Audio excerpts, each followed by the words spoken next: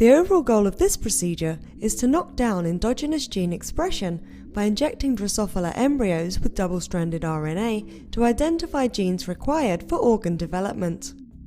This is accomplished by first collecting and lining up embryos in a straight line. Next, needles are prepared and used to inject double-stranded RNA into embryos. Finally, embryos are placed into a moist chamber to develop. Ultimately, results can be obtained that show defects in Drosophila tracheal branch fusion through antibody staining of late-stage embryos or by observing larvae under a bright field microscope. The main advantage over this technique over existing methods like forward genetic screen to identify genes required for organ development is that this is a relatively simple and quick reverse genetic approach to analyze gene functions before a mutant is available for that gene. This method can help answer key questions in the developmental biology field, such as the identification of critical genes required for the development of the Drosophila tracheal system. This is an excellent model to study the morphogenesis of mammalian organs, such as the vertebrate airway, circulatory system, kidney ducts, and excretory epithelia. Generally, individuals new to this method will struggle because it takes time to learn the methods such as lining up embryos, breaking needles, and injecting double-stranded RNA into the embryos.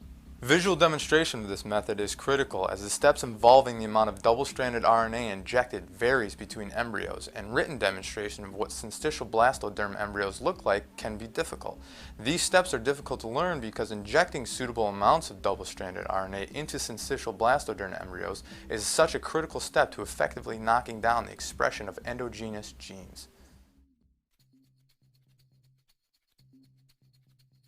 To begin, set up cages at 25 degrees Celsius using 2 to 4 day old W1118 flies.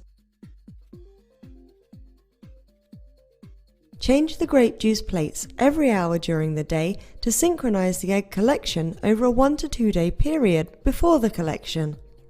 Collect syncytial blastoderm embryos for 1 hour at 25 degrees Celsius. Cut a rectangular piece of grape juice agar. Then, lightly cut a line in the middle of the agar with the razor blade. Use a metal probe to transfer embryos from the grape juice plate to the piece of grape juice agar. Line up around 50 embryos in a straight line, with the embryo's longer axes at a 45-degree angle to the line in the middle of the agar. Ensure that all the embryos point in the same direction, with their posterior ends pointing away from the line. Cut a rectangular piece of double-sided tape and stick it on an 18 by 18 mm cover slip. Pick up embryos using the tape on the cover slip. Place the cover slip on a glass slide. Press the embryos slightly to the double-sided tape and allow the embryos to air dry for about 10 minutes. Cover the embryos with a thin layer of 700 halocarbon oil. Wait for around 10 minutes until the embryos are clear under the microscope. Needles are prepared for microinjection by pulling glass capillary tubes. We use a needle puller from World Precision Instruments under the program settings Heat 1, Delay 4. Backload the needle with 2 microliters of double-stranded RNA using an Eppendorf P20 pipette with Eppendorf microloader tips. Prepare a slide with a clean cover slip on top of it and tape them together. Bring the filled needle against the edge of the cover slip, creating a sharp point. Double-stranded RNA leaks out of the needle tip when the foot pedal of the pico pump is depressed. Prepare a slide with a drop of oil in the middle. Insert the needle into the oil drop. Adjust the setting on the pico pump to expel 100 to 200 picoliters of double-stranded RNA when the foot pedal is depressed. Double-stranded RNA can be seen as a small droplet. Position the needle tip at the posterior portion of the first embryo. Depress the pico pump foot pedal. Double-stranded RNA will appear as a small dot in the injection site. Finish injecting double-stranded RNA into the embryos on the slide. Kill all non-syncytial blastoderm embryos. Place the cover slip into a covered moist chamber, such as a plastic petri dish, at 18 degrees Celsius until the embryos develop to the desired embryonic or larval stage. For embryos that have developed to the desired embryonic stage, use a probe to remove the embryos from the double-sided tape and push them to the edge of the cover slip. Wash the embryos off with heptane into a collection vial with nylon mesh at the bottom. Wash the embryos 3 times with PBT, dechlorinate in 50% bleach for 5 minutes, and wash the embryos again 3 times with PBT. Transfer the embryos from the collection vial to a piece of nylon mesh using a pipette. Dip the nylon mesh piece into the fixative solution. Fix the embryos for 30 minutes. Remove the lower layer of the fixative solution. Then, devitallinize them with methanol. Embryos are transferred to an Eppendorf tube and immunostained with 2A12 and diffusion antibodies using standard antibody staining protocols.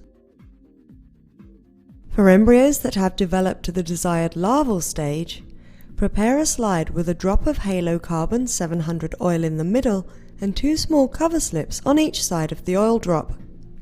Transfer 1 larva to the slide and then apply a cover slip on top of the oil drop.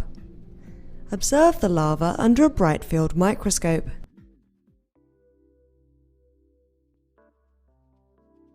Representative results of both diffusion double-stranded RNA and GFP double-stranded RNA injection are shown here.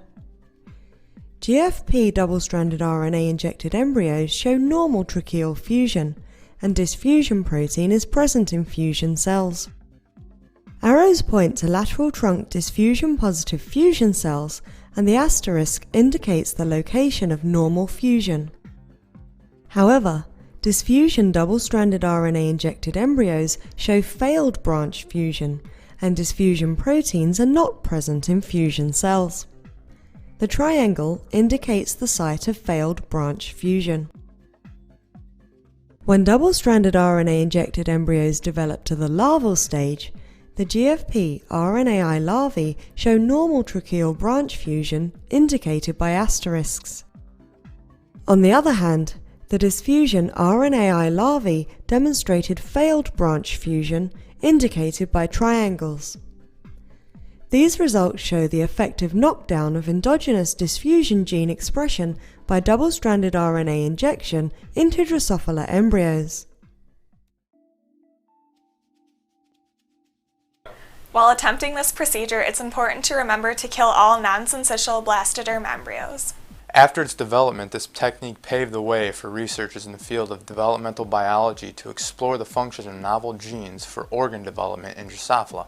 After watching this video, you should have a good understanding of how to knock down endogenous genes by injecting double-stranded RNA into Drosophila embryos.